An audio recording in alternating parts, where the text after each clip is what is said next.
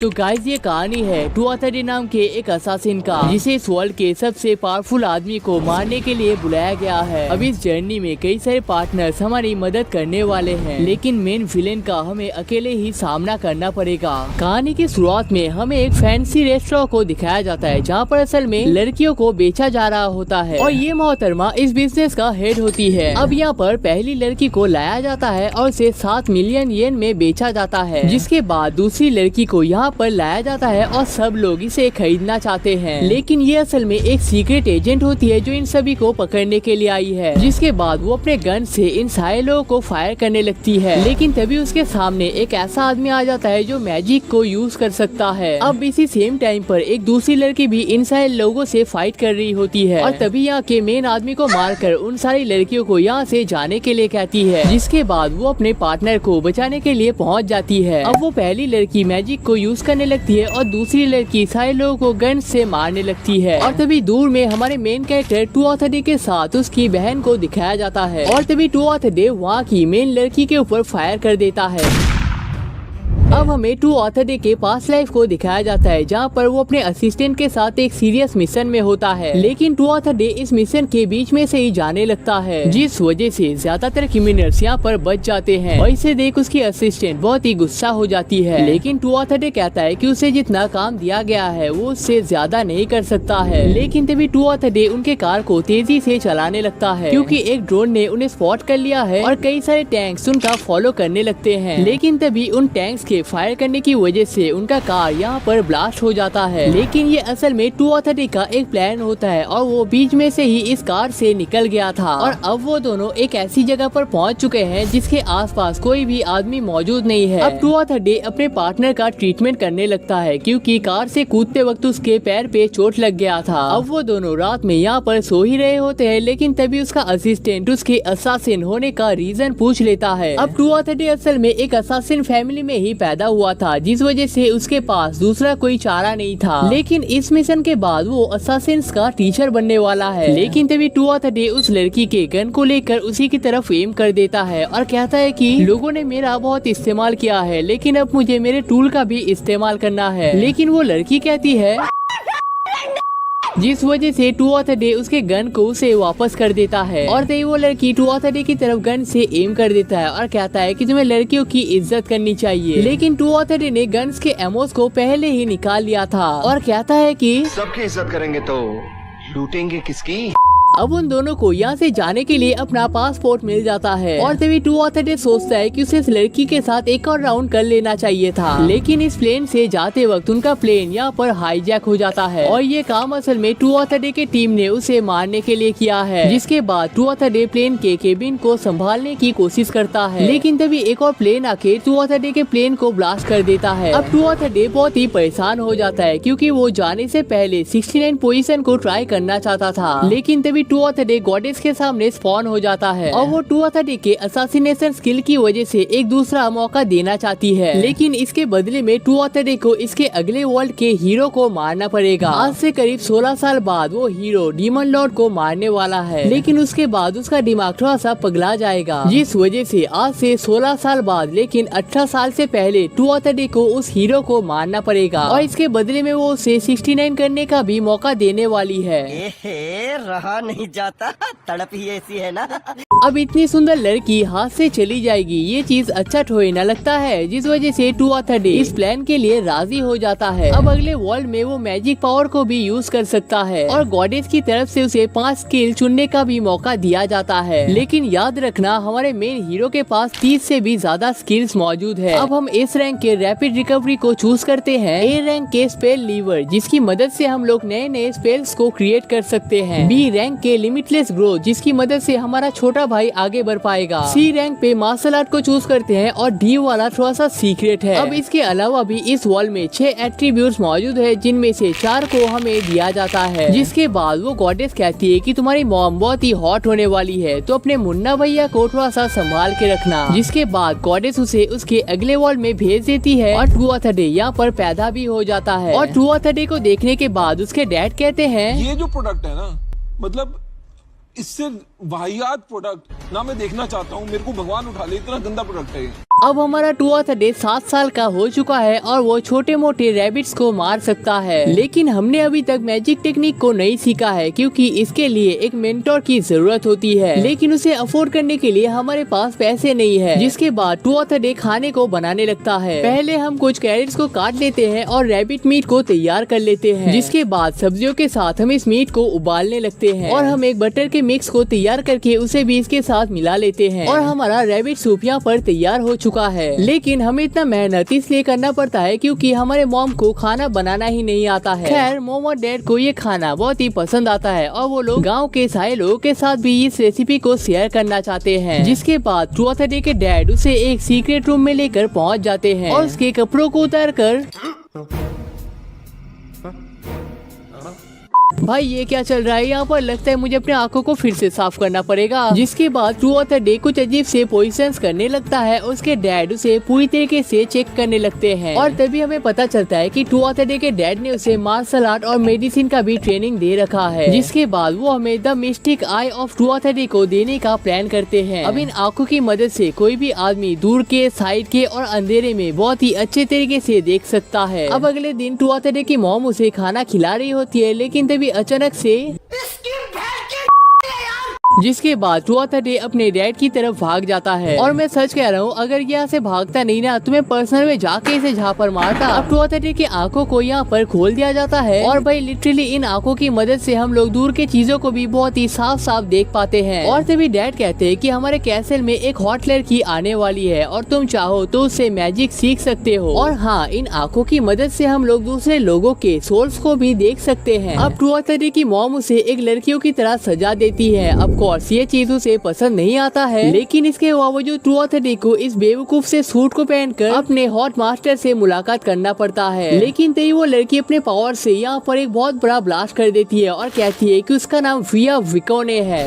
अब टुआथडे भी अपने आप को इंट्रोड्यूस कर देता है, लेकिन इस चीज से किसी को क्या ही फर्क पड़ता है। अब विया उसे एक फोर्स स्टोन को दे देती है जिससे मैजिक पावर को टेस्ट किया जाता है। अब ये फोर्स स्टोन थोड़ा सा अजीब बिहेव करने लगता है और नॉर्मल से बहुत तेजी से जलने लगता है, जिस वजह से टुआथडे से दूर में फेंक देता है और यहाँ पर बहुत बड़ा ब्लास्ट हो जाता है। अब टुआथडे के मॉम और डैड भी यहाँ पर पहुँच जाते हैं और वो लोग टुआथडे के ऊपर बहुत ही प्राउड फील करते हैं और कहते हैं ब्यूटीफुल। अब टुआथडे कहता है कि उसे कुछ और फोर्स स्टोन चाहिए, लेकिन विया उसे सामने से मना कर देती है। Emotional damage. अब रात में विया टुआथडे के रूम में सोने के लिए पहुंच जाती है क्योंकि उसे उसके रूम में डर लग रहा है। और ये दोनों अगर सिर्फ 12 साल के ना होते ना तो मैं इन दोनों के ऊपर केस कर देता। अब अगले दिन टेस्ट के दौरान पता चलता है कि टुआथडे के पास एक नहीं बल्कि विंड, अर्थ, वाटर, फायर ये सभी स्किल्स अनलिमिटेड है, जो कि मुश्किल नहीं इम्पॉसिबल होता है। अब विया उसके मैजिक एबिलिटीज को अनलॉक करने की कोशिश करती है और वो यहाँ पर कामयाब भी हो जाती है। अब तुम्हें मैजिक स्पेल्स को यूज करने के लिए उन्हें पढ़ना आना चाहिए। जिसके बाद विया कॉपर को बनाकर दिखाती है और टुआथडे भी फर्स्ट ट्राई में ही इसे बना लेता है। अब उस दिन रात को विया बहुत ही जेलस होती है क्योंकि टुआथडे हर किसी काम में माहिर बनता जाता है। अब अगले दिन टुआथडे प्रॉपर तरीके से कॉपर को बनाने में कामयाब हो जाता है। अब इस वर्ल्ड में स्पेल को यूज करने के लिए तुम्हें पहले उसे इमेजिनेशन में क्रिएट करना पड़ता है, लेकिन टुआथडे यहाँ पर एक ग्लिच को निकाल लेता है। वो पहले विया को उस स्पेल को पेपर में लिखने के लिए कहता है और उसे यूज करके आयरन को भी बना लेता है। अब उन्हें रिसर्च करके पता चलता है कि इस वर्ल्ड में 36 मैजिक नंबर्स मौजूद हैं और इन्हीं का यूज करके वो लोग किसी भी मेटल के स्पेल को क्रिएट कर सकते हैं। और तभी एक स्पेल का यूज करके टुआथडे इस वर्ल्ड में पहली बार मैजिक की मदद से गोल्ड को बना लेता है। और इसे देखने के बाद विया बहुत ही शॉक होती है, लेकिन जब वो इसे ट्राई करती है तो वो यहाँ पर बेहोश हो जाती है, जिस वजह से टुआथडे स्पेल में कुछ चेंजेस कर देते हैं और इसकी मदद से विया भी गोल्ड को क्रिएट कर पाती है। अब इन दोनों का टाइम इसी तरीके से यहाँ पर स्पेंड हो रहा होता है, लेकिन एक दिन टुआथडे मैजिक की मदद से गन को भी क्रिएट करना सीख जाता है और ये गन एक्चुअली में काम भी करता है और इस मैजिक टेक्निक को विया भी मास्टर कर लेती है। और तभी टुआथडे एक जायंट टैंक को बनाकर उससे फायर कर देता है और ये फायर किसी न्यूक्लियर बॉम्ब की तरह फील होता है। अब अगले दिन वो दोनों बहुत ही सैड होते हैं क्योंकि टुआथडे का ट्रेनिंग खत्म हो चुका है और अब विया को अपने घर वापस जाना पड़ेगा। लेकिन जाने से पहले विया उसे एक फोर्स स्टोन दे देती है और इसके बदले में जब भी विया को मदद की जरूरत होगा तो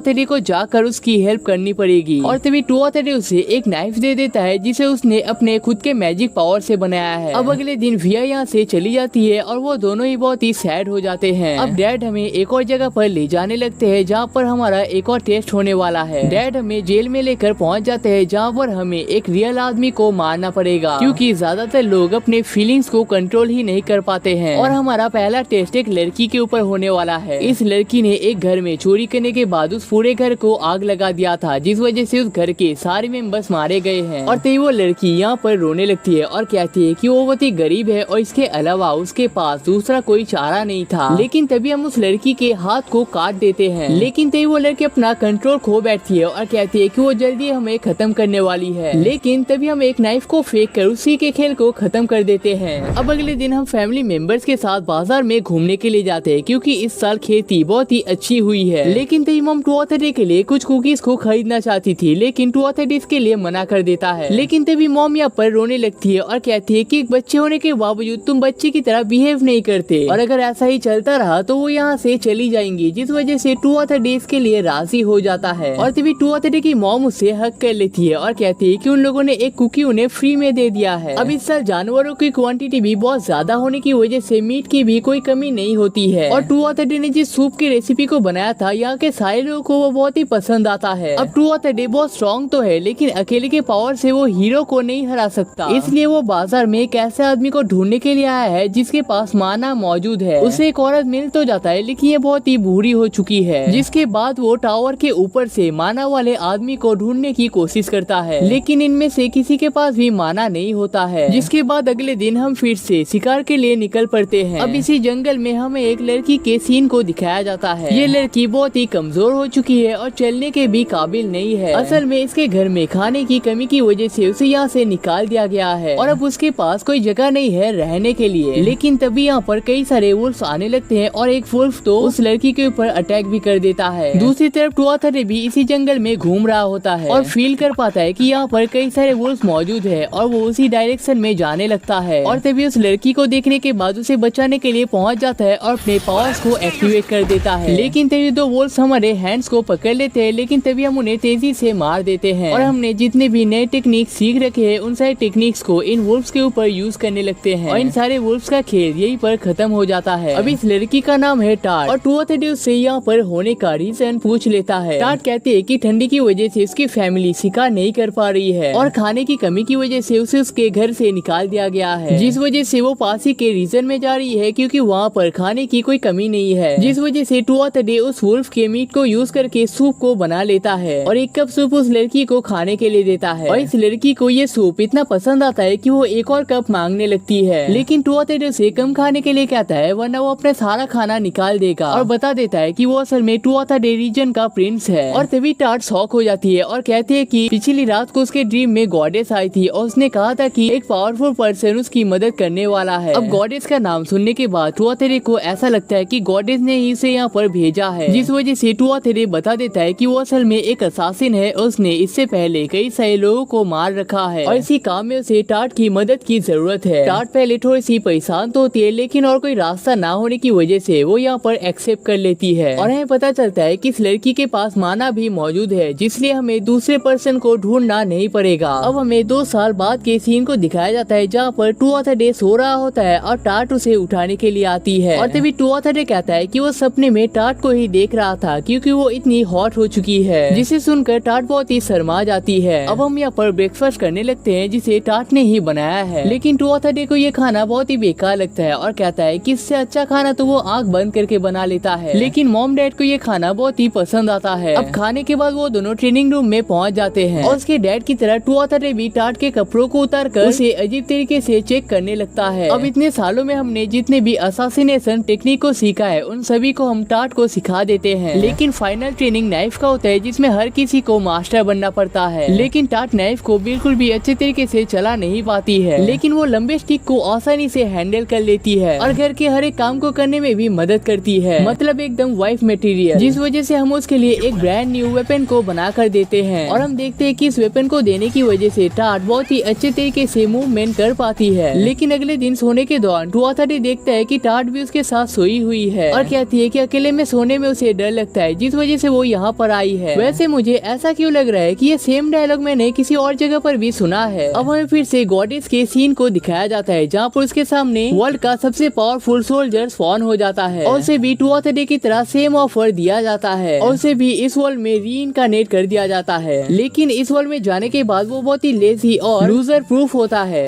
अब अगले दिन two of the day tart को लेकर बाजार में घूमने के लिए जाता है क्योंकि इस साल खेती बहुत ही अच्छी हुई है और तभी टू ऑफ द डे को देखने के साथ ही एक आदमी मदद के लिए पहुंच जाता है। दूसरी तरफ एक औरत पिछले मदद के लिए कुछ फ्रूट्स को हमें दे देते हैं और एक और आदमी फर्टिलाइजर को देने के बदले में कुछ प्याज दे देता है। अब इसी तरीके से जाने से पहले हमारे पास कई सारी चीजें जमा हो जाती है और वो दोनों जाते वक्त टमाटर को खाने लगते हैं और तभी टार्ट कहती है कि आप कितने अच्छे हो, अगर आप ना होते तो मेरा लाइफ शायद नरक बन जाता। लेकिन टू ऑफ द डे कहता है कि तुम्हारी पावर की वजह से किसी भी कीमत पर मैं तुम्हें ढूंढ ही लेता। और तभी हमें पता चलता है कि जाने से पहले विया ने जिस फॉर स्टोन को दिया था उसी का यूज करके टू ऑफ द डे ने यहाँ पर कई सारे फॉर स्टोन के कॉपी बना लिया है। मेरे साथ अन्याय हुआ है, मेरे साथ अन्याय हुआ है, जिसे वो उस हीरो के खिलाफ फाइट में यूज कर सकता है। लेकिन तभी टार्ट आके कहती है कि डैड ने हमें बुलाया है और वहाँ पर जाने के बाद डैड हमसे टार्ट के बारे में पूछने लगते हैं। फिलहाल हमने टार्ट को सारे टेक्निक सिखा दिया है और वो किसी भी आदमी से लाख गुना ज्यादा पावरफुल बन चुका है और वैसे भी पूरे डिस्ट्रिक्ट में टार्ट के अलावा किसी के पास भी माना मौजूद नहीं है। और असल में इतने टाइम से two of the day tart के हर मूवमेंट को फॉलो कर रहा था और अब उसे पता चल चुका है कि टार्ट उनका कोई दुश्मन नहीं है। लेकिन तभी डैड कहते हैं कि वो हमारा फाइनल टेस्ट लेने वाले हैं जिसके बाद हम खुद से मिशन को ले सकते हैं। और असल में इस बार हमें डैड के साथ फाइट करना पड़ेगा, जीतते हैं या हारते हैं वो मैटर नहीं करता है, लेकिन वो बस हमारे स्किल को देखना चाहते हैं। अब टू ऑफ द डे यहाँ पर अटैक की तैयारी कर रहा होता है लेकिन तभी उसके ऊपर एरो से फायर हो जाता है और तभी वो एक और ट्रैप में फंस जाता है जिसका फायदा उठाकर उसके डैड उसके पैर को तोड़ देते हैं और डैड के अटैक्स भी बहुत ही फास्ट होते हैं। अब टू ऑफ द डे अपने आप को हील करने लगता है और सोचता है कि उसके आज तक का सबसे पावरफुल विलेन है और तभी उसके डैड फिर से उसके ऊपर अटैक करने लगता है और टू ऑफ द डे किसी तरीके से अपने आप को प्रोटेक्ट करता है जिसके बाद उसके डैड फिर से यहाँ से गायब हो जाते हैं। अब हमारे फास्ट मूवमेंट की वजह से हम लोग ठीक तरीके से रिएक्शन नहीं दे पा रहे हैं जिस वजह से एक जगह पर शांत होकर हम डैड के मूवमेंट को फॉलो करने लगते हैं। तभी राइट साइड से एक नाइफ आता है जिसे हम तोड़ देते हैं, एक और लेफ्ट साइड से आता है जिसे हम डॉज कर लेते हैं और ऊपर से डैड भी आने लगते हैं लेकिन हम उन्हीं के खेल में उन्हें फंसा देते हैं। अब हम इस ट्रेनिंग को पास कर जाते हैं और डैड को तो यकीन ही नहीं होता कि वो एक 12 साल के बच्चे से हार चुका है और तभी डैड कहते हैं कि हमने फाइट के दौरान मैजिक को यूज क्यों नहीं किया था। टू ऑफ द डे कहता है कि असल में एक स्किल का कॉन्टेस्ट था लाख की पावर का, जिस वजह से यहाँ पर मैजिक पावर को यूज करना एक चीटिंग हो जाता। अब टू ऑफ द डे के डैड बहुत ही प्राउड होते हैं क्योंकि वो इसी माइंडसेट का टेस्ट ले रहे थे और कहते हैं कि उन्होंने सारी चीजों को सिखा दिया है जो वो सिखा सकते थे और इसके बाद से हमें अपना खुद का ट्रेनिंग खुद से ही करना पड़ेगा। अब हमें एक कैसल के सीन को दिखाया जाता है जहाँ पर एक राजा सो रहा होता है लेकिन तभी एक वायर की मदद से उसके मुंह पे जहर को डाल दिया जाता है और उस राजा का खेल यही पर खत्म हो जाता है। दूसरी तरफ एक और किंग को दिखाया जाता है जिन्होंने 2 लड़कियों को पकड़ कर रखा है लेकिन तभी डैड जाके उन्हें खत्म कर देते हैं और इसी तरीके से हम कई सारे लोगों का असासिनेशन करने लगते हैं। अब इसके बाद डैड को एक आदमी के ट्रीटमेंट के लिए बुलाया जाता है और इस छोटे से काम के बदले हमें कई ज्यादा पैसे दिए जाते हैं जिस वजह से जाते वक्त टू ऑफ द डे को ये चीज बहुत ही अजीब लगता है और असल में उस आदमी को ट्रीटमेंट का जरूरत ही नहीं था, वो बस हमसे कनेक्शन बनाना चाहता था ताकि हम उन पर अटैक ना कर सके। अब डैड कहते हैं कि असासिनेशन के जर्नी को स्टार्ट करने के लिए तुम्हें एक फेक आइडेंटिटी को लेना पड़ेगा और जब टू ऑफ द डे पैदा हुआ था उसी टाइम पर उन्होंने एक मर्चेंट के फैमिली में भी हमारे नाम को रजिस्टर कर दिया था और मर्चेंट का मतलब वो आदमी जो सस्ते में चीजों को खरीद कर दूसरी जगह पर महंगे में बेचता है और टू ऑफ द डे को उस फैमिली में जाकर 2 सालों तक इलीग बाउलर के आइडेंटिटी के साथ ट्रेनिंग करना पड़ेगा और अमीर लोगों के साथ मर्चेंट के अच्छे कनेक्शन भी होते हैं तो टू ऑफ द डे को अमीर लोगों के साथ कनेक्शन भी बनाना पड़ेगा। अब कियान यानी कि डैड के बाद हमें इस घर का हेड बना दिया जाएगा जिस वजह से यहाँ पर एक पार्टी को ऑर्गेनाइज किया जाता है लेकिन अंकल का बेटा रोना इस चीज पर एग्री नहीं करता है। सब लोग उसे रोकने के लिए तो जाता है लेकिन टू ऑफ द डे कहता है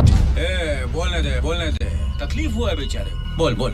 रोना कहता है कि वो टू ऑफ द डे से कई गुना ज्यादा स्ट्रॉन्ग है और उसे ही इस घर का हेड होना चाहिए था और वो टू ऑफ द डे को बैटल के लिए भी चैलेंज कर देता है। अब हम इस बैटल के लिए राजी हो जाते हैं और मैच के स्टार्ट होने के साथ ही हम उसे पीछे से पकड़ लेते हैं एक धारदार नाइफ के साथ जिस वजह से 1 सेकंड में ही वो हार जाता है। लेकिन तभी रोना हम पे अटैक करने के लिए आता है लेकिन हम उसे ही पटक देते हैं। अब हम इस बैटल को जीत जाते हैं जिसे देख सब लोग तालियां मारने लगते हैं और तभी डैड कहते हैं कि पैदा होने के साथ ही उन्होंने हमारा ट्रेनिंग स्टार्ट कर दिया था और हमसे अच्छा इस घर को और कोई संभाल नहीं सकता। अब बाहर आने के बाद 230 देखता है कि रोना बहुत ही परेशान होता है क्योंकि इससे पहले वो किसी भी बैटल में नहीं हारा है, लेकिन 230 उसे एक कटाना गिफ्ट दे देता है क्योंकि उस जैसे पावरफुल लड़के को हमें जरूरत है और हम उसे अपना पार्टनर बनाने का ऑफर देते हैं और रोना इसे खुशी खुशी एक्सेप्ट भी कर लेता है। अब अगले दिन 230 अपने जर्नी को स्टार्ट करने वाला है और टार्ट भी उसके साथी में होता है। अब हमारा नाम अब 230 नहीं रहा है, हमारा नाम बन चुका है ए लेग बाउलर, लेकिन फिर भी हम इसे 230 कहकर ही पुकारेंगे क्योंकि इतना कंफ्यूजन कौन लेता है। अब इसके बाद 230 अपने हेयर को ब्लैक कर लेता है और एक चश्मा भी पहन लेता है ताकि कोई उसे पहचान ना सके और टार्ट भी अपने नए ड्रेस को पहन लेती है। अब हमें मिल्ट्यू शहर में महा नाम की एक लड़की को दिखाया जाता है और एक और आदमी जो इस शहर में नया होता है और उसे यहाँ पर किसी चीज के बारे में पता नहीं है और तभी महा उस आदमी के साथ अपने दोस्त को भेज देता है और गिफ्ट के तौर पर एक डॉल भी दे देती है और हमें पता चलता है कि एक लड़कियों का ग्रुप मिलकर यहाँ पर टूर गाइड का काम करते हैं। वैसे मैं भी लाइफ के रास्ते में भटक चुका हूँ तो शायद महा मेरी मदद कर सकती है। अच्छा।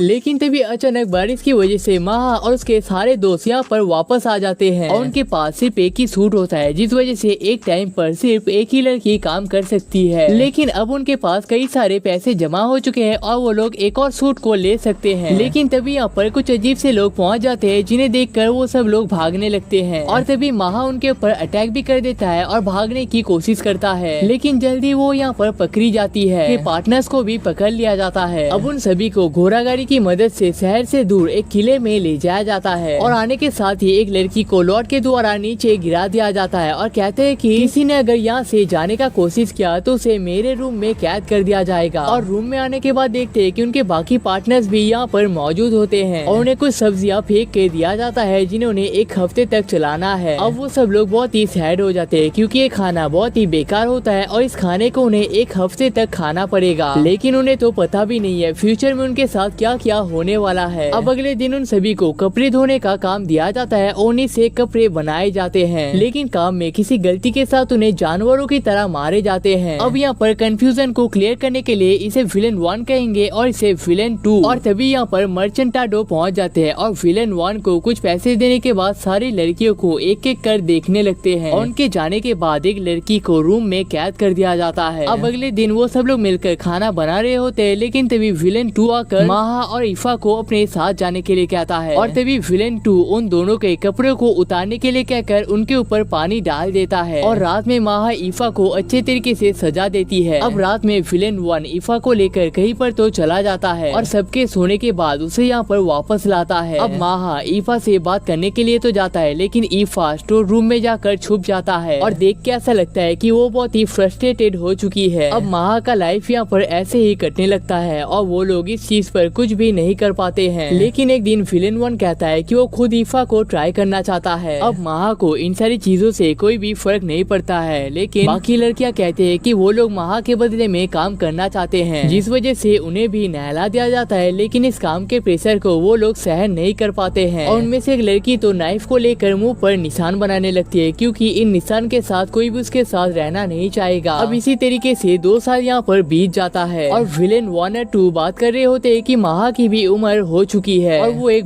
भी है, जिस वजह से इस काम के बदले में उन्हें बहुत पैसा भी मिल जाएगा। लेकिन रूम के पास ही में महा मौजूद होती है और वो सारे बातों को सुन लेती है और तभी वो अपने सारे दोस्तों के पास के बारे में याद करने लगती है और भागकर स्टोर रूम में जाके अपने जान को खत्म करने की कोशिश करती है। लेकिन तभी यहाँ पर 230 पहुँच जाता है और कहता है कि अगर तुम थोड़ी सी स्माइल करोगी तो बहुत ही अच्छी लगोगी। और हमें पता चलता है कि 230 एक लड़की को खरीदने के लिए आया है और यहाँ पर लड़कियों को खरीदना कोई गलत बात नहीं है क्योंकि असल में एक ऑर्फन है। हालांकि यहाँ पर ऑर्फन वाले कुछ काम होते नहीं है, लेकिन किसी को क्या ही फर्क पड़ता है, ज्यादा दिमाग नहीं है हमारे पास, हमको घंटा फर्क नहीं पड़ता है। अब 230 यहाँ पर महा को चूज कर लेता है और अपने सारे पेमेंट्स को भी क्लियर कर देता है। लेकिन तभी विलेन 1 कहता है कि पेपर के कुछ काम की वजह से 3 दिन बाद ही वो महा को भेज पाएंगे, जिस वजह से 230 यहाँ से चला जाता है। अब यहाँ पर महा को नहला दिया जाता है क्योंकि वो अपने पहले कस्टमर के पास जाने वाली है और जिस लड़की ने अपने मुँह पे निशान को बना लिया था वो रोने लगती है और कहती है कि अगर उसके शक्ल पे ये निशान ना होता तो शायद आज उसे यहाँ पर चूज कर लिया जाता, और वो दोनों यहाँ पर रोने लगती है। अब महा को अपने पहले कस्टमर के पास ले जाया जा रहा होता है और विलेन 1 यहाँ पर बदतमीजी करने लगता है और कहता है कि 3 दिन के अंदर वो अपने सारे काम को फिनिश करने वाला है। जिसे सुनने के बाद ही महा इस कार से जंप लगा लेती है और जंगल के बीच में से माना को यूज करके भागने लगती है। लेकिन तभी उसके सामने विलेन नंबर 2 पहुंच जाता है और वो भी असल में माना को यूज कर सकता है और वो महा को भी पकड़ लेता है। लेकिन तभी यहाँ पर टुआथडे आकर विलेन नंबर 2 को पटक देता है और कहता है कि महा को देखने के साथ ही वो समझ गया था कि महा यहाँ पर बहुत बड़े मुसीबत में है और वो किसी भी हालत में यहाँ से निकलना चाहती है। और तभी यहाँ पर विलेन नंबर 1 भी पहुंच जाता है और वो दोनों मिलकर टुआथडे को मारने का प्लान करते हैं। लेकिन हम विलेन नंबर 1 को ट्रैप कर देते हैं और विलेन नंबर 2 को फिर से तेजी से पटक देते हैं। और तभी हम टाडो के कैसल में सोल्जर्स को भी भेज देते हैं और उससे वो लोग रंगे हाथों में पकड़ लेते हैं। और तभी हम देखते हैं कि जिस लड़की ने अपने शकल को बिगाड़ लिया था टुआथडे ने उसके शकल को फिर से सही कर दिया है और अभी ऑर्फन को भी पूरी तरीके से बंद कर दिया जाता है। और हम महा को अपने साथ ज्वाइन करने के लिए कहते हैं और वो भी इस चीज के लिए राजी हो जाती है।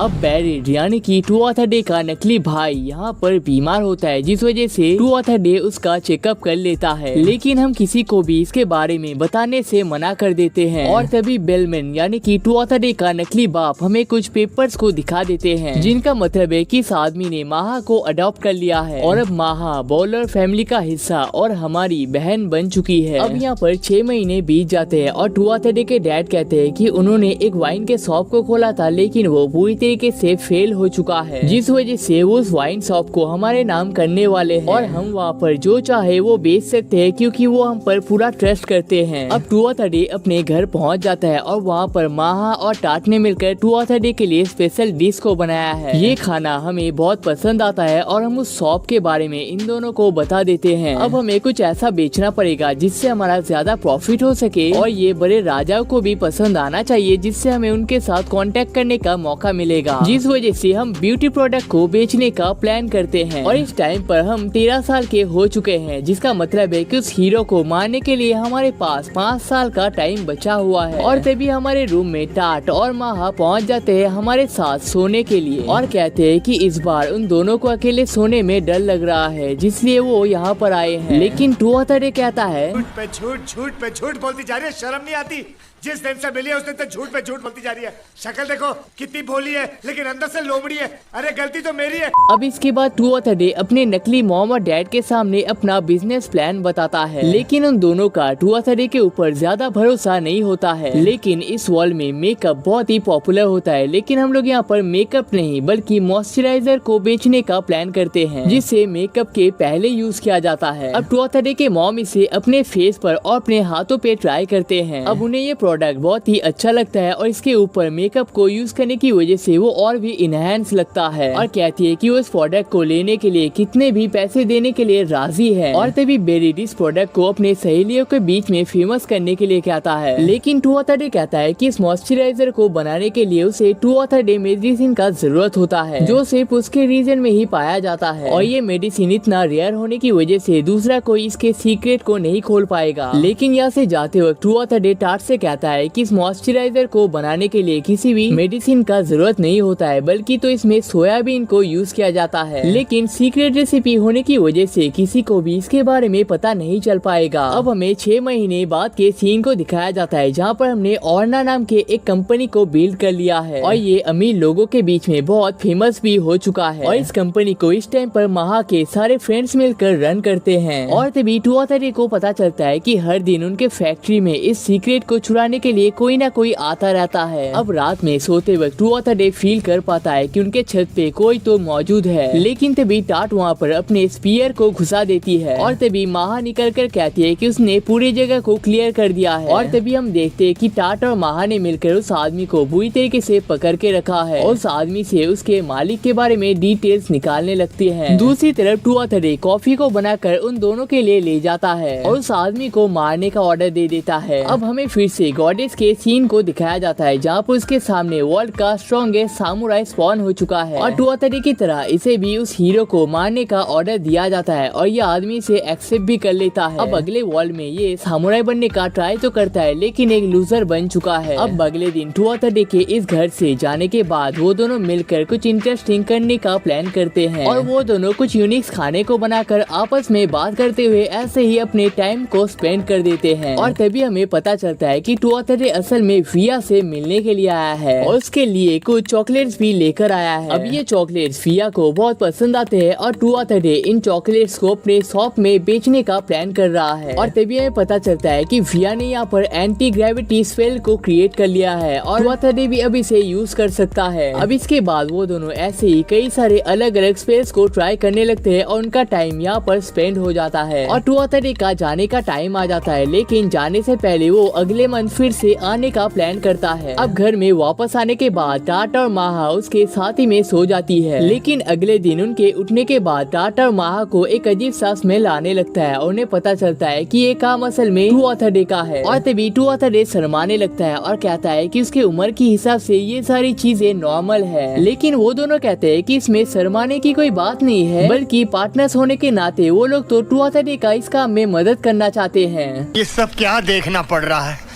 अच्छा है मैं अंधा हूँ। अब हम देखते हैं कि माहा के दो फ्रेंड रास्ते से ट्रेवल कर रहे होते हैं और उनके हाथों में किसी के लिए गिफ्ट होता है। लेकिन तभी दो आदमी आकर उन दोनों को पकड़ लेते हैं और उनसे उनका पैसा मांगने लगते हैं। लेकिन तभी वहाँ पर माहा पहुँच जाती है और उन दोनों को मारने लगती है। और तभी हमें पता चलता है कि ये दोनों गुंडे इस शहर में नए होते हैं। और तभी माहा उन दोनों को और भी बुरी तरीके से मारने लगती है और कहती है कि अगर तुमने इन लड़कियों के ऊपर आँख उठाकर भी देखा तो तुम दोनों को नरक में भेज दिया जाएगा। अब हमारा बिजनेस बहुत ही अच्छे तरीके से चलने लगा है और माहा के थ्रू हम किसी भी डिटेल को आसानी से पता लगा सकते हैं। और तभी टाट हमारे पास आकर कुछ बटन्स को दिखा देती है जिन्हें उनने बैटल फील्ड में लोगों को मारकर उनके कपड़ों से कलेक्ट किया है। और इस टाइम पर टाट सुपर फास्ट असासिन बन चुकी है। दूसरी तरफ हमारे मॉइस्चराइजर और चॉकलेट की बिजनेस की वजह से अमीर लोगों के साथ हमारे बहुत अच्छे कनेक्शन बनने लगे हैं। लेकिन फाइनली हमारे 2 साल का टाइम यहाँ पर खत्म हो चुका है, जिसका मतलब है कि अब हमें हमारा घर फिर से वापस जाना पड़ेगा। लेकिन तभी माहा कहती है कि वो हमारे बिजनेस को पास ही के शहर में भी फैलाना चाहती है, जिसके लिए उसने एक अच्छी जगह को भी चूज कर लिया है। और गाइस इस कंपनी को हम अब रन नहीं कर सकते, जिस वजह से इस पूरे कंपनी को हम माहा और उसके दोस्तों के हाथों में देने वाले हैं। लेकिन देने से पहले हमने माहा के ऊपर थोड़ा सा रिसर्च किया था। असल में माहा इतना गरीब नहीं हुआ करती थी। उसके डैड एक टाइम पर बहुत बड़े बिजनेसमैन हुआ करते थे, लेकिन उसके पार्टनर ने उन्हें धोखा देकर मार दिया था। लेकिन इन सब के बावजूद भी माहा ने अपने लिए एक छोटे से बिजनेस को स्टार्ट कर लिया था और प्रेजेंट टाइम में भी वो बहुत अच्छा परफॉर्म कर रही है। लेकिन वो इस टाइम पर जिस प्रॉपर्टी को खरीदना चाहती है वो एक टाइम पर उन्हीं का प्रॉपर्टी हुआ करता था। लेकिन इसके बावजूद हम उसे परमिशन दे देते हैं, जिसे सुनकर माहा बहुत ही खुश होती है। लेकिन तभी यहाँ पर माहा के सारे दोस्त आने लगते हैं और एक यूनिक टी बैग को देने के बाद कहते हैं कि आप कितने अच्छे हो और आपके बगैर हमें यहाँ पर आने का कभी भी मौका नहीं मिल पाता और हमारे जाने के बाद भी वो लोग हमेशा हमें मिस करने वाले हैं। अब माहा हमारे हेयर को क्लियर कर देती है। उसे पता नहीं था कि हमारे हेयर का कलर असल में व्हाइट है। अब यहाँ से जाते वक्त माहा थोड़ी सी जेलस होती है, क्योंकि इसके बाद से हमें सिर्फ टाट के साथ ही रहना पड़ेगा। लेकिन इसके बावजूद वो टुआथडे का अच्छे से ख्याल रखने के लिए कहती है और कहती है कि वो जब पहली बार टुआथडे से मिला था तो उसने उसके ऊपर ट्रस्ट नहीं किया था। उसे पता था कि टुआथडे असल में माहा के माना को यूज करना चाहता है असासिनेशन के लिए। लेकिन इसके बावजूद उसे टुआथडे के साथ टाइम स्पेंड करने में बहुत ही मजा आया है। और तभी वो टुआथडे को अपने हाथ से बना एक डॉल को दे देता है और उसे वापस आने का प्रॉमिस करवा लेता है और कहती है कि अगर तुम मुझसे मिलने के लिए नहीं आते हो तो ये तुम्हारे लिए बहुत ही बुरा होगा। जिसके बाद टुआथडे यहाँ से चला जाता है। और तभी माहा सोचती है कि उसके मन में टुआथडे के लिए जो फीलिंग्स मौजूद है वो शायद उसे कभी भी शेयर नहीं कर पाएगा। और तभी रास्ते में टुआथडे कहता है कि उन्हें जो डिलीवरीज का काम मिलता है उनमें से कुछ वो टाट को भी करने के लिए देगा, जिस वजह से उसे माहा के साथ मुलाकात करने का मौका मिल जाएगा। लेकिन टाट उसे बता देती है कि माहा असल में उसके साथ नहीं बल्कि टुआथडे के साथ ज्यादा मिलना चाहती है। लेकिन ये सारी बातें माहा ने उसे बताने के लिए मना किया था। लेकिन तभी उनके घोड़ागाड़ी के सामने कई सारे स्पिरिट वुल्फ पहुंच जाते हैं और तभी टाट अपने स्पीयर को एक्टिवेट कर लेती है और एक वुल्फ को मार देती है। दूसरे पर मैजिक टेक्निक को यूज करती है और तीसरे को अपने हाथों से मार देती है। अब इन सारी चीजों को देख 230 इम्प्रेस हो जाता है और कहता है कि उसने पहले से बहुत ही इम्प्रूवमेंट कर लिया है। लेकिन यहाँ से जाते वक्त वो लोग देखते हैं कि उनके सारे खेत सोयाबीन के बन चुके हैं, जिसे हम असल में अपने मॉइस्चराइजर फैक्ट्री में यूज करते हैं। और तभी हमें आता देख यहाँ के सारे लोग एक्साइटेड हो जाते हैं और हमें थोड़े बहुत वेजिटेबल्स देने लगते हैं और डेली इतने सारे ऑर्डर देने के लिए शुक्रिया अदा कर लेते हैं। लेकिन 230 कहता है कि हम इस रीजन को और भी इम्प्रूव करने वाले हैं। अब हमारे वापस आने के साथ ही मॉम बहुत ही एक्साइटेड हो जाती है और हमें गले लगा लेती है और कहती है कि दोबारा मुझे छोड़कर कहीं पर मत जाना, और कह देती है कि डैड ने हमें उनके स्टडी रूम में बुलाया है। और तभी डैड से मुलाकात करने के बाद डैड कहते हैं कि हम इस टाइम पर एक असली मर्द बन चुके हैं और कहते हैं कि जब उन्होंने मर्चेंट बनकर बड़े बड़े आदमियों से कांटेक्ट करने के लिए कहा था तो उन्हें पता नहीं था कि हम असल में इतने बड़े कंपनी को खड़ा कर देंगे। और इस टाइम पर इलिक बालर का नाम बहुत ही फेमस हो चुका है। लेकिन 230 कहता है कि इस काम में इलिक फैमिली ने उसकी बहुत ही मदद की है। लेकिन तभी डैड एक सीक्रेट बात को करने लगते हैं और कहते हैं कि वो इस टाइम पर एक ऐसे पोजीशन में आ चुके हैं कि वो चाहकर भी अपने जॉब को नहीं छोड़ सकते हैं। लेकिन 230 अपने लाइफ में किसी को भी नहीं मारा है। उसने पहली बारी में बस उसके डैड का हेल्प किया था और दूसरी बारी में उन्हें सारी चीजें ऑर्डर में दिया गया था। लेकिन अगर किसी को इन असासिनेशंस के बारे में पता चल गया तो उनका लाइफ खतरे में आ जाएगा। और कहते हैं कि अगर 230 चाहे तो अपने बाकी लाइफ को एक मर्चेंट की तरह बिता सकता है। लेकिन 230 कहता है कि वो अपना पूरा लाइफ सिर्फ एक असासिन बनना चाहता था और इतने एंड मोमेंट पर आकर वो अपने ड्रीम को नहीं छोड़ सकता। और कहता है कि वो विया के लिए कुछ अलग सा फील करने लगा है और वो उसी के साथ शादी करना चाहता है और इसके लिए उसे एक नॉवल फैमिली का हिस्सा रहना पड़ेगा। लेकिन इस रीजन को सुनकर उसके डैड यहाँ पर हंस देते हैं। अब हमारे लाइफ का सबसे पहला असासिनेशन का ऑर्डर दिया जाता है और हमें एक ऐसे आदमी को मारना पड़ेगा जो मिलिट्री के डिटेल्स को चुरा कर उन्हें ड्रग्स के बदले में बेच देता है और हम इस आदमी को जैसे चाहे वैसे मार सकते हैं। और तभी हमें गॉडेस के सीन को दिखाया जाता है जहाँ पर उनके सामने दुनिया का सबसे पावरफुल रैपर पहुँच जाता है और उसे भी सेम ऑफर दिया जाता है। लेकिन इस वर्ल्ड में रैप हर किसी को गाली की तरह लगता है।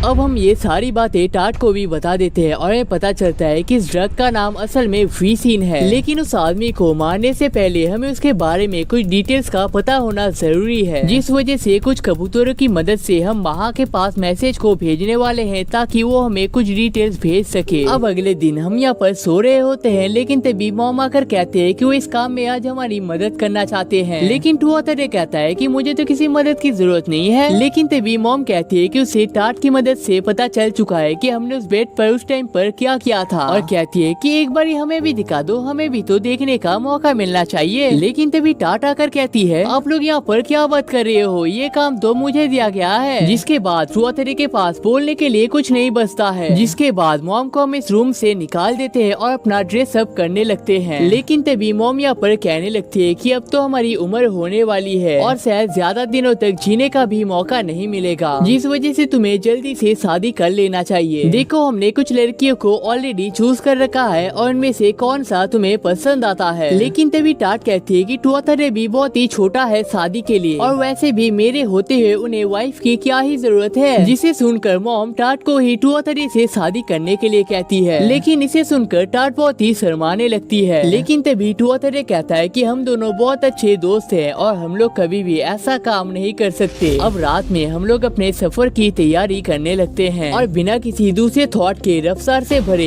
इस सीक्रेट मिशन को हम लोग स्टार्ट कर लेते हैं। अब 230 उस आदमी के टाउन में पहुंच जाता है और कोई कंफ्यूजन ना होने की वजह से हम उस आदमी को टारगेट 1 कहेंगे। अब इस शहर में आने के बाद वो लोग देखते हैं कि वॉर की वजह से इस गांव के वॉरियर्स का हालत बहुत ही खराब हो रखा है। लेकिन तभी एक लड़की आकर कहती है कि हम लोग यहाँ पर जैम को सेल कर रहे हैं, क्या आप हमसे थोड़े से जैम लेना चाहेंगे। अब टाट और 230 यहाँ पर लवर्स बनने का नाटक करने लगते हैं और थोड़े से जैम को ट्राई कर लेते हैं। लेकिन उनके पास में कुछ आदमी उनकी तरफ बढ़ने लगता है, जिस वजह से 230 और टाट मिलकर उन्हें बहुत ही आसानी से हरा देते हैं। जिसके बाद वो उन जैम के बकेट को भी यहाँ पर नीचे गिरा देते हैं और कहते हैं कि तुम्हें अंदाजा है इस जैम के अंदर क्या मिलाया गया है। लेकिन फिर भी वो लड़की रोते हुए इन जैम को उठाने लगती है। अब हम इस लड़की के घर में पहुँच जाते हैं जहाँ पर उसकी मॉम बहुत ही अजीब सा बिहेव करने लगती है और ड्रग्स के नाम मिलने की वजह से वो अपना दिमाग का कंट्रोल खो रही है। लेकिन तभी तभी 230 उन्हें पकड़ लेता है और एक टेक्निक का यूज कर लेता है, जिस वजह से उनका नशा यहाँ पर उतर जाएगा। जिसके बाद हम यहाँ से चले जाते हैं। अब घर में पहुँचने के बाद हमें पता चलता है कि ऑर्ना कंपनी की तरफ से हमारे लिए कुछ गिफ्ट्स आए हैं, लेकिन इन्हीं के अंदर में असल में माहा का सीक्रेट मैसेज होता है। हमें पता चलता है कि हमारे टारगेट का नाम असल में वेंसर है और वो जिस ड्रग को बेचता है उसे फीस नाम के एक प्लांट से बनाया जाता है। अब इस प्लांट को खाने से ढेर सारे हार्मोन्स एक साथ निकलने लगते हैं, लेकिन उसका असर खत्म होने के बाद उन सभी का हालत उस लड़की के मॉम की तरह हो जाता है। लेकिन वेंसर का कनेक्शन बड़े बड़े फैमिली से होने की वजह से कोई भी उसके ऊपर उंगली नहीं उठा पाता है, जिस वजह से इस काम को अब 230 को ही करना पड़ेगा। जिसके बाद हम माहा से मुलाकात कर लेते हैं और हमसे मिलने की वजह से माहा बहुत ही खुश होती है और कहती है कि मेरे ना होने की वजह से तुम्हारे और टाट के बीच में वो चीज करने का मौका तो मिल गया होगा ना। लेकिन 230 कहता है कि हम सब लोग एक फैमिली है और हम लोग हमेशा वैसे ही रहने वाले हैं। लेकिन तभी माहा कहती है कि तुम इस वर्ल्ड के सबसे हैंडसम लड़के हो, तुम्हें कोई भी लड़की आसानी से मिल सकती है। वो अलग बात है कि हमें पता है कि तुम्हारा और विया का कनेक्शन चल रहा है, लेकिन तुम तो असल में एक नॉवल हो, तो तुम चाहो तो एक से भी ज्यादा शादी कर सकते हो और तुम्हें तो इस चीज का फायदा भी उठाना चाहिए। अब हम वेंसर के गांव में पहुंच जाते हैं और ये गांव भी खेतीबाड़ी के ऊपर निर्भर है, जिस वजह से ये उतना बड़ा नहीं हो पाया है। लेकिन इसके बावजूद वेंसर का कैसल बहुत ही लाजवाब होता है और हमारे आने के बाद वेंसर की वाइफ बहुत ही हैप्पी हो जाती है, क्योंकि अब उन्हें ऑर्ना के नए प्रोडक्ट को ट्राई करने को मिलेगा। और तभी वो दोनों कहने लगते हैं कि आप उस दुनिया की सबसे खूबसूरत लड़की हो, तो आपको अगर ये प्रोडक्ट अच्छा लगता है तो सभी को ये प्रोडक्ट अच्छा लग ही जाएगा। और इस मॉइस्चराइजर को ट्राई करने के बाद उन्हें अपना स्किन पहले से ज्यादा सॉफ्ट लगने लगता है और कहते हैं कि वो लोग हमेशा इतना अमीर नहीं हुआ करते थे, हाल ही में उनका बिजनेस इतना पॉपुलर हुआ है। लेकिन तभी यहाँ पर वेंसर खुद पहुँच जाते हैं उन दोनों से मुलाकात करने के लिए और यहाँ पर आने के साथ ही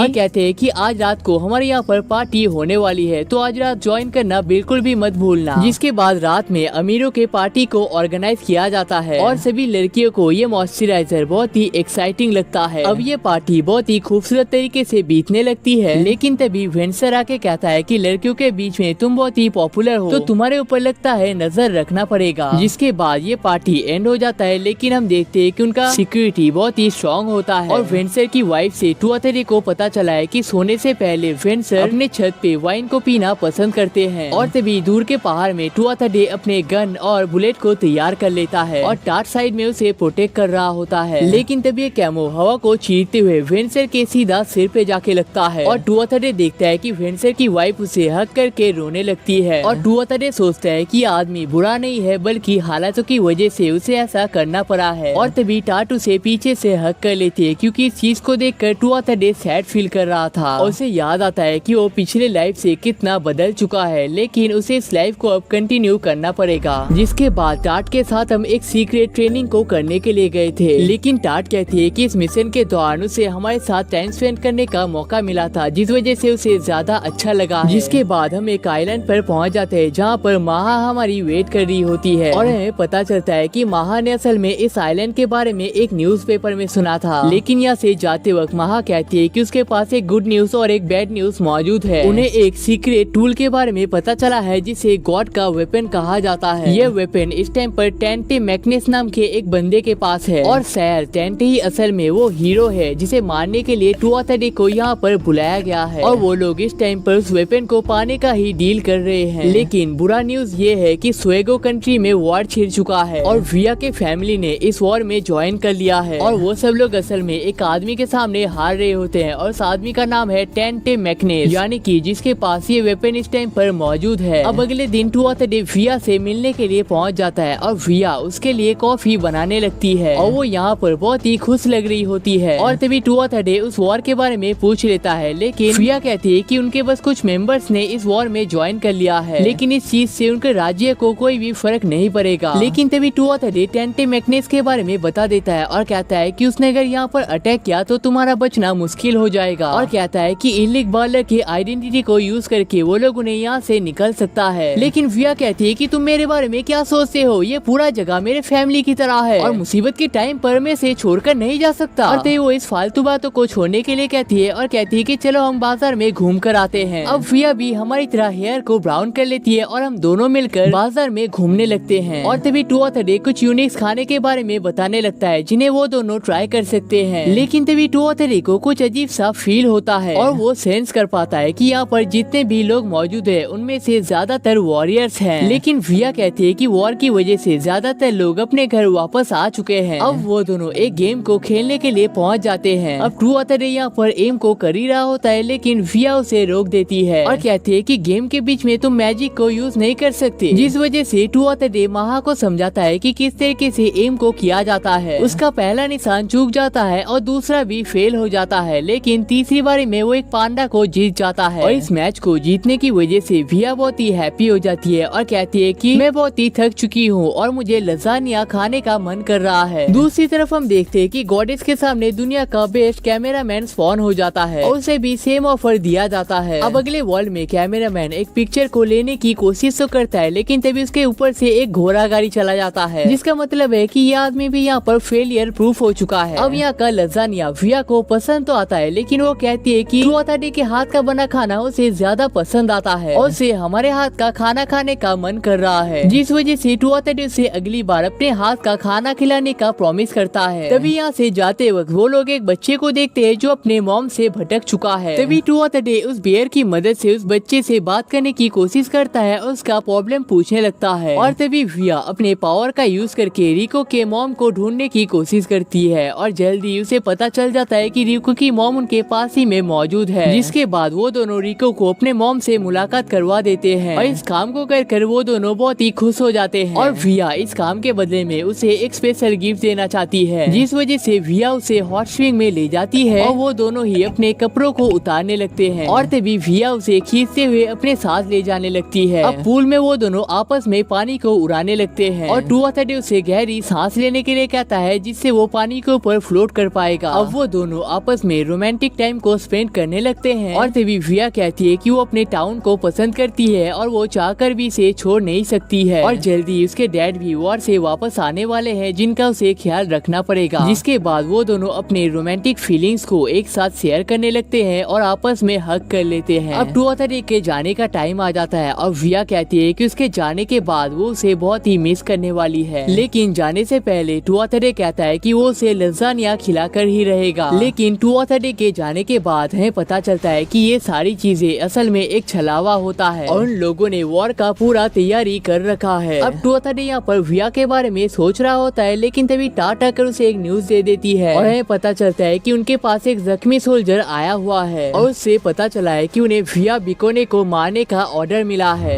लेकिन तभी टू ऑथरडे कहता है कि विया तो असल में नोबल फैमिली का हिस्सा है, तो हम ऐसा कैसे कर सकते हैं और अगर इस अटैक के बारे में बाकी नोबल फैमिली को पता चल गया तो हमारा लाइफ खतरे में आ जाएगा। लेकिन डैड कहते हैं कि आज से कुछ टाइम पहले सुएगो में जिस वॉर को लड़ा गया था वहाँ पर विया के डैड हार गए थे, जिस वजह से उनका ज्यादातर प्रॉपर्टी उनके ओपोनेंट के पास जा चुका है। लेकिन वो लोग इस टाइम पर पूरे कंट्री में कंट्रोल पाना चाहते हैं, जिस वजह से वो लोग विया को मारना चाहते हैं और विया इतनी अच्छी है कि उसने पूरे कंट्री को ही अपने साथ फाइट करने के लिए मना लिया है और शायद वो लोग इस बैटल को जीत भी जाए, लेकिन वो लोग ज्यादा दिनों तक टिक नहीं सकते हैं। और यही न्यूज ये सोल्जर हमें यहाँ पर देने के लिए आए थे और तभी हमें पता चलता है कि असैसिनेशन के ऑर्डर को विया के डैड ने ही हमें दिया है और वो लोग असल में विया को मारने नहीं वाले हैं बल्कि उसे मारने का नाटक करने वाले हैं। लेकिन ये चीज उनके रूल के खिलाफ है, जिस वजह से टू ऑथरडे इस ऑफर को रिजेक्ट भी कर सकता है, जिस वजह से टू ऑथरडे के डैड को वहाँ पर जाना पड़ेगा। लेकिन उनके पावर कम होने की वजह से वो टू ऑथरडे को ही वहाँ पर जाने का रिक्वेस्ट करते हैं। अब ये सारी चीजें रूल के खिलाफ होने की वजह से टू ऑथरडे इस ऑफर को लेना नहीं चाहता था, लेकिन वो फिर से अपने काम को अपने फीलिंग से ऊपर नहीं रखना चाहता था, जिस वजह से वो इसे एक्सेप्ट कर लेता है और कहता है कि इस जॉब को लेने के लिए उसके पास 3 रीजन है। पहला, विया ने उसे मैजिक टेक्निक सिखाया है, दूसरा विया से टू ऑथरडे शादी करने वाला है और तीसरा टू ऑथरडे ने उसे प्रॉमिस किया था कि जब भी उसे मदद की जरूरत होगा टू ऑथरडे उसका मदद करने के लिए पहुंच जाएगा। और तभी डैड कहते हैं कि हमारे इतने कड़े रूल्स होने के बावजूद उन्होंने भी हमारे रूल्स को एक बार ही तोड़ा था, हमारी मॉम मॉम के लिए और बताते हैं कि मॉम असल में बिकोने फैमिली का ही हिस्सा है और इसी वजह से हम तीनों के हेयर कलर सिल्वर व्हाइट है। लेकिन उन्होंने सोचा नहीं था कि हम भी उनकी तरह सेम काम को करेंगे। अब हमारे पास टाट पहुंच जाती है और कहती है कि वो हमारा मदद करना चाहती है, लेकिन टुआथडे कहता है कि हमें 300 किलोमीटर दूर जाना पड़ेगा जो कि तुम्हारे लिए इम्पॉसिबल है। लेकिन टाट कहती है कि वो हमारे साथ नहीं जाने वाली, वो तो हमारे माना को बचाने में मदद करने वाली है। जिसके बाद वो अपने विंड स्पेल का यूज करके हमें तेजी से ले जाने लगती है। अब हमारे फुल तेजी की वजह से सामने का विंड फोर्स हमारे ज्यादातर माना को वेस्ट कर देता है, लेकिन इस सील की वजह से नेगेटिव एनर्जी क्रिएट हो रहा है और हम आगे की तरह बढ़ रहे हैं। लेकिन इतने सारे प्रेशर को सहने की वजह से टाट को यहाँ पर तकलीफ होने लगती है और वो मन में सोचती है कि आज से कुछ साल पहले टुआथडे ने उसके लाइफ को बचाया था खुद के फायदे के लिए। अब दूसरे लोगों को ये चीज बुरा तो लग सकता है, लेकिन इससे पहले टाट को किसी की भी जरूरत नहीं थी, जिस वजह से टुआथडे का मदद करके उसे अंदर से अच्छा फील होता है। लेकिन तभी यहाँ पर बारिश भी स्टार्ट हो जाता है, जिस वजह से सील का प्रेशर और भी बढ़ जाता है। अब टुआथडे उसे रोकने के लिए तो कहता है, लेकिन टाट अपने पूरे पावर को यूज करने लगती है और तभी टाट सोचती है कि टुआथडे ने अपने लाइफ में काफी सारी चीजों को अचीव कर लिया है जिनके लिए उन्हें एक टूल की जरूरत है और वो और कुछ बन सके या ना सके, लेकिन वो टुआथडे के लिए एक अच्छा टूल बनना चाहती है। लेकिन तभी टाट का सील यहाँ पर टूट जाता है और टुआथडे उसे तेजी से पकड़ लेता है। अब टाट यहाँ पर बुरी तरीके से रोने लगती है और कहती है कि इससे आगे वो बढ़ नहीं सकती है, लेकिन टुआथडे कहता है कि तुमने बहुत ही अच्छा काम किया है। जिसके बाद टुआथडे अपने जर्नी में अकेले ही आगे बढ़ने लगता है। जिसके बाद टाट और भी बुरी तरीके से रोने लगती है क्योंकि टुआथडे कभी भी उसका नहीं हो पाएगा। दूसरी तरफ हम देखते हैं कि गॉडेस के सामने दुनिया का बेस्ट टीचर स्पॉन हो चुका है, लेकिन इसे हीरो को पढ़ाने का काम दिया जाता है। एक और तरफ टुआथडे के डैड मॉम से कह रहे होते हैं कि हमारा बेटा बहुत ही पावरफुल है और इस अटैक को सिर्फ वही ही रोक सकता है। अब टुआथडे यहाँ पर आने के बाद देखता है कि विया के ओपोनेंट में 1500 से भी ज्यादा सोल्जर्स मौजूद है, जिनमें से कई सारे तो मैजिक यूजर्स भी होते हैं। लेकिन इनका सामना करने के लिए विया के पास सिर्फ 200 ही मेंबर्स होते हैं। लेकिन टुआथडे ये नहीं समझ पाता है कि इतने सारे सोल्जर्स होने के बावजूद वो सब लोग कैसल पर अटैक क्यों नहीं कर रहे हैं। और तभी टुआथडे तेजी से एक पोजीशन में जाकर जितने भी मैजिक यूजर्स होते हैं उन सभी को हेडशॉट मारने लगता है। जिसके बाद वो सब लोग डिफेंस मोड में पहुंच जाते हैं और टुआथडे की तरफ फायर करने लगते हैं। और तभी टुआथडे नोटिस करता है कि सारे मैजिक यूजर्स को पीछे रखा गया है, जबकि उन्हें सबसे फ्रंट में होना चाहिए था, जिसका मतलब है कि टाट यहाँ पर गन का यूज कर रहा है, जिस वजह से ये लोग आगे नहीं बढ़ पा रहे। और तभी टुआथडे अपने मैजिक पावर का यूज करके उन सारे सोल्जर्स का बातें सुनने लगता है और उसे पता चलता है कि यहाँ पर ज्यादातर लोग घबराए हुए हैं। और टुआथडे ने यहाँ पर माना स्टोन को भी लाया था, जिसमें अपने मैजिक को यूज करके एरोस को शूट करने की वजह से यहाँ पर बहुत बड़े ब्लास्ट होने लगते हैं। लेकिन इन ब्लास्ट के खिलाफ लड़ने का उनके पास कोई भी तजुर्बा नहीं होता है। जिसके बाद टुआथडे टाट को नोटिस कर लेता है, लेकिन यहाँ पर बमबार के फायदे को उठाकर सारे सोल्जर्स यहाँ पर आगे बढ़ने लगते हैं। जिसके बाद टुआथडे के आगे बढ़ते हुए यहाँ पर एक लड़की के बॉडी को नोटिस कर लेता है और अपने पावर का यूज करके विया के रूम तक जाने का रास्ता पता लगा लेता है। जिसके बाद एक बड़े से बैग को लेकर वो विया के रूम में पहुंच जाता है और विया को देखने के साथ ही उसे हग कर लेता है। दूसरी तरफ हम देखते हैं कि ईफा महा के पास एक लेटर को लेकर पहुंच जाती है, जिसे देखने के बाद महा कहती है कि ये लेटर तो उसे टुआथडे के पास भेजना पड़ेगा। अब हमें फिर से गॉडेस के सीन को दिखाया जाता है और वो प्राइम पावर से कहते हैं कि दुनिया के जितने भी टॉप क्लास लोग थे उन सभी के सोल को उसने इस वर्ल्ड में रीइंकार्नेट कर दिया है। लेकिन देख के ऐसा लगता है कि इनमें से कोई भी हीरो को नहीं हरा सकता है, जिस वजह से वो प्राइम पावर से हेल्प मांगते हैं। जिसके बाद प्राइम पावर दुनिया के सबसे पावरफुल सोल को भेज देते हैं, जो कि असल में टुआथडे का होता है। अब टुआथडे के सीन को देखने के बाद विया के डैड उससे हैंडशेक कर लेते हैं और कहते हैं कि उन्होंने ही विया को असासिनेट करने का ऑर्डर दिया था। और तभी टुआथडे कहता है कि वो इस रूम में आग लगा देने वाला है, जिससे सभी को ऐसा लगेगा कि विया ने अपने आप को खत्म कर लिया है और इसीलिए उसने उस लड़की के बॉडी को यहाँ पर लाया था। दूसरी तरफ विया के डैड उन सभी सोल्जर्स का ध्यान अपनी तरफ खींचने वाले हैं ताकि उनके सोल्जर्स यहाँ से भाग सके, जिसके कुछ दिनों बाद वो लोग यहाँ पर फिर से अटैक करने के लिए आएंगे। लेकिन इससे पहले विया को सभी को एक मैसेज देना पड़ेगा। अब विंडो को खोलकर विया अपना मैसेज देने के लिए जा ही रहा होता है, लेकिन तभी टुआथडे को यहाँ पर बहुत ही अजीब सा फील होता है। और ऐसा फीलिंग पिछली बार से तब हुआ था जब उनका प्लेन क्रैश करने वाला था और उस सैटेलाइट ने उन्हें डिटेक्ट कर लिया था और तभी उनके कैसल में बहुत बड़ा ब्लास्ट हो जाता है। लेकिन ठीक मोमेंट पे टुआथडे ने विया को बचा लिया था। और तभी हम देखते हैं कि टेंटे मैग्नेस यहाँ के सारे सोल्जर्स के ऊपर अपने वेपन से अटैक करने लगता है। और हम देखते हैं कि टेंटे के पास बहुत ज्यादा माना होता है, जिस वजह से हम अपने सबसे पावरफुल वेपन की मदद से मैग्नेस के ऊपर फायर कर देते हैं। लेकिन हम देखते हैं कि इतने बड़े अटैक के बावजूद मैग्नेस पूरे पावर के साथ खड़ा होता है। और तभी मैग्नेस को देखने के बाद विया के डैड हमें यहाँ से जाने के लिए कहते हैं और कहते हैं कि ये वही आदमी है जिसने अकेले ही उस पूरे वॉर को जीता दिया था। और तभी मैग्नेस कहता है कि उन्हें हमारा पावर बहुत ही पसंद आया है, जिस वजह से वो हमारे साथ 1v1 करना चाहते हैं। और अगर हम जीत जाते हैं तो अपने सेना को लेकर यहाँ से चला जाएगा। दूसरी तरफ टुआथडे के डैड वायलिन बजा रहे होते हैं और उसकी मॉम टुआथडे का वेट कर रहे होते हैं। और तभी मॉम एक सीक्रेट लेटर को लेकर डैड के पास पहुंच जाते हैं। दूसरी तरफ मैग्नेस कहता है कि मुझे मेरे लायक वर्दी ओपोनेंट कभी भी नहीं मिला था, तो तुम यहाँ से जाने का कोशिश बिल्कुल भी मत करना। दूसरी तरफ टुआथडे कहता है कि उसने अपने सबसे पावरफुल टेक्निक को ऑलरेडी यूज कर लिया है, तो वो किसी भी कीमत पर उसे डुओ पे हरा नहीं सकता। जिसे सुनकर विया उसे यहाँ से जाने के लिए कहती है। लेकिन तभी टुआथडे एक और वेपन को समन कर लेता है और अपने पावर को यूज करके कहीं पर तो भेज देता है। और तभी टुआथडे कहता है कि मैं कोई हीरो नहीं हूँ, बचपन से मुझे असासिनेशन के लिए ट्रेन किया गया है, तो आज भी मुझे वही ही करना चाहिए। लेकिन प्रॉब्लम ये है कि अगर ये असली हीरो होता है तो उस डीमन को भी हमें ही हराना पड़ेगा। जिसके बाद हम मैग्नेस के पास बैटल करने के लिए पहुंच जाते हैं और हमारे वेपन से जितना भी उसे डैमेज हुआ था उन सभी को उसने रिकवर कर लिया है। और तभी टुआथडे मन में किसी चीज का काउंटिंग कर रहा होता है और टाइम को वेस्ट करने के लिए कहता है, अगर मैं इस बैटल को हार जाता हूँ तो क्या होगा। मैग्नेस कहता है कि तुम्हारे क्वीन के साथ साथ ये पूरा कैसल हमारा हो जाएगा। और तभी टुआथडे सारे सोल्जर्स को दूर में जाने के लिए कहता है, क्योंकि उनका अटैक बहुत ही बड़ा होने वाला है। और तभी मैग्नेस भी अपने सेना को पीछे जाने के लिए कहता है और हम देखते हैं कि इस बैटल को गॉडेस भी देख रहे होते हैं। अब मैग्नेस अपने पूरे पावर को एक्टिवेट कर देता है और टुआथडे के काउंटडाउन में भी बस थोड़ा सा ही टाइम बचा हुआ है। जिसके बाद टुआथडे यहाँ पर फाइनल टॉस को कर देता है और कहता है, मैं कोई वॉरियर नहीं हूँ, मुझे कोई बैटल नहीं करना है, मुझे बस इस मैच को जीतना है। और तभी यहाँ पर बहुत बड़ा ब्लास्ट हो जाता है जिसे कोई भी संभाल नहीं पा रहा होता है। अब यहाँ पर क्या हुआ है वो आपको समझ में नहीं आया होगा, लेकिन ये असल में इंसानों का ही बनाया हुआ एक टेक्निक है, जिसमें मेटल के रॉड को स्पेस से छोड़ने की वजह से वो अर्थ की तरह बहुत ही तेजी से आने लगता है। और आपको याद होगा कि विया ने हमें पास्ट में एंटी ग्रेविटी स्पेल को सिखाया था, जिसकी मदद से हमने इस बड़े से वेपन को स्पेस में भेज दिया था और अपने पावर का यूज करके इसे धरती की तरफ खींच रहे थे। लेकिन इसके जलने का भी बहुत हाई चांस था, जिस वजह से हमने विंड मैजिक का यूज करके इसे यहाँ पर बचा लिया था। लेकिन इसे यूज करने के लिए आपका टारगेट बहुत ही स्ट्रॉन्ग होना चाहिए, जिसके लिए आप लोगों को याद होगा कि हम एक आइलैंड पर गए थे और उसी आइलैंड पर हमने इसका ट्रेनिंग भी किया था। कुल मिलाकर एक बहुत बड़े असासिनेशन के प्लान को हमने यहाँ पर सक्सेसफुली कर लिया है। लेकिन हमारे इस बड़े से अटैक पावर की वजह से हम किसी दूर में जाकर गिर जाते हैं, जिसके बाद हम अपने आप को हील करने लगते हैं। लेकिन इसी के दौरान हम यहाँ पर बेहोश हो जाते हैं। अब अगले दिन हम देखते हैं कि सारी चीजें नॉर्मल हो चुकी है और विया के हमें हक कर लेती है और विया कहती है कि इस वॉर में तुम्हारा कोई फायदा नहीं था, तो तुम मुझे बचाने के लिए क्यों आए थे। और तभी टुआथडे उस स्टोन को दिखा देता है जिसे विया ने ही उसे दिया था और कहता है कि भूल गई, मैंने तुम्हें प्रॉमिस किया था। जिसके बाद टुआथडे फाइनली विया को किस कर लेता है। अब सारे वॉरियर्स अपने घर जाने लगते हैं और टुआथडे विया को अपने घर लेकर जाता है। दूसरी तरफ महा की वजह से हमारे मॉइस्चराइजर का काम बहुत ही अच्छा चल रहा है, जिसके बाद इस काम को कंप्लीट करने की वजह से डैड हमारी तारीफ कर देते हैं और कहते हैं कि विया को इस टाइम पर सेफ रखने के लिए उसे हमारे बहन के तौर पर यहाँ पर ही रहना पड़ेगा। और हमें पता चलता है कि महा ने उस टाइम पर जिस लेटर को भेजा था वहाँ पर लिखा गया है कि हीरो इस टाइम पर एल्वेन किंगडम में मौजूद है, जिसका मतलब है कि टेंटे असल में वो हीरो नहीं था और लॉर्ड एपोना रियनेन इस वर्ल्ड का असली हीरो है। और गाइस इसी के साथ हमारा वीडियो यहाँ पर खत्म हो जाता है। कमेंट करके बताना कि ये वाला एपिसोड आपको कैसा लगा और इसके अगले पार्ट में आपको हीरो के बारे में काफी सारे डिटेल्स पता चलने वाले हैं, जिन्हें जानकर आपको मजा ही आ जाएगा। तो उसके लिए कमेंट सेक्शन में पार्ट 2 लिखना मत भूलना और इस वीडियो का लाइक है मैं 3K लाइक्स उसे भी कंप्लीट कर देना। और अगर आपको इस टाइम पर कोई खतरनाक सा एक्शन एनिमे देखने का मन कर रहा है तो इस वाले वीडियो को देख सकते हो, आपको मजा आ जाएगा।